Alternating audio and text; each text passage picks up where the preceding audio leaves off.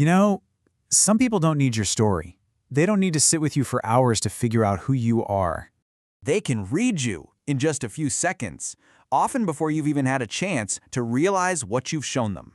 They see the things that everyone else misses. But this isn't some kind of magic. It's a skill. And we're going to explore the mechanics of how they do it, how they read you, instantly. It all begins with what we can call the instantaneous read. It's that unsettling feeling you get when you feel like someone sees right through you almost immediately. Here's the secret. They aren't really listening to what you're saying. They're observing how your body is reacting. Because your nervous system, it speaks so much louder than your mouth. And that is a language they are absolutely fluent in.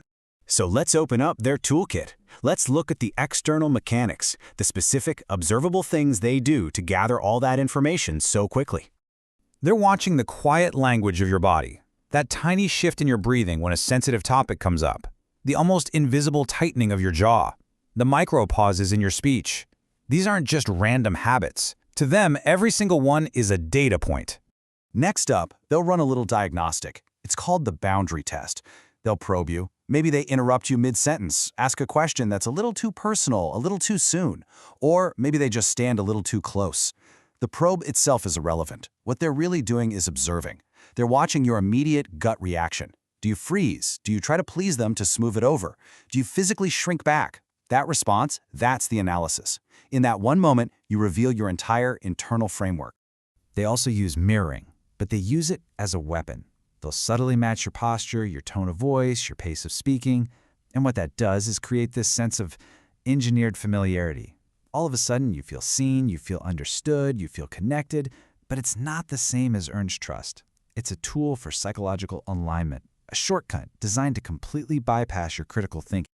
Okay, now we're going to shift the focus. We're going to move away from what they do and look at what you are unconsciously broadcasting, that internal signal you are sending out all the time. I want you to ask yourself a serious question. How do you handle discomfort? When there's tension in a room, what is your very first impulse? They will create these tiny moments of tension, these little awkward silences, just to see what you'll do. Do you immediately rush in to fill that silence? Do you start over-explaining yourself? Do you feel like it's your job to fix the mood? You see, the person who can't tolerate discomfort can be controlled by it. Your impulse to smooth things over, well, that just becomes a lever they can pull. They listen very, very closely to the words you choose. Do you say, "I'm sorry," when you haven't actually done anything wrong? For them, that one little phrase can be a complete map to your deepest beliefs about guilt and responsibility. But you know, what you don't say is often way more revealing. The topics you avoid, the questions you deflect, that avoidance is like a giant spotlight. It doesn't hide your wounds, it shows them exactly where they are. So really think about this. Who do you become when you're around them? Do you find yourself getting smaller, quieter, more agreeable than you usually are? The way you adapt to them tells them exactly how much power they already have over you.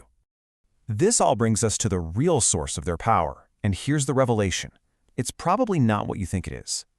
Their skill has a name. It's called psychological profiling. And no, it's not a mystical power. It's not dark magic. It is simply the precise, careful observation of all those unconscious signals that all of us are constantly broadcasting. And this is the central, dark truth of this whole thing. They don't read you. You reveal yourself. They aren't psychics. They're just paying a very specific kind of attention that most people don't. You're the one broadcasting all the information. You're broadcasting your insecurities, your boundary limits, your deepest fears, your predictable emotional patterns, all of your tells. They simply notice what the rest of us have been trained to ignore.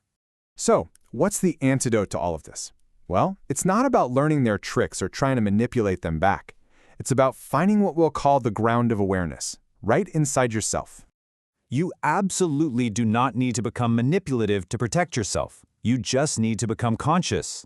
Becoming unreadable is an internal process.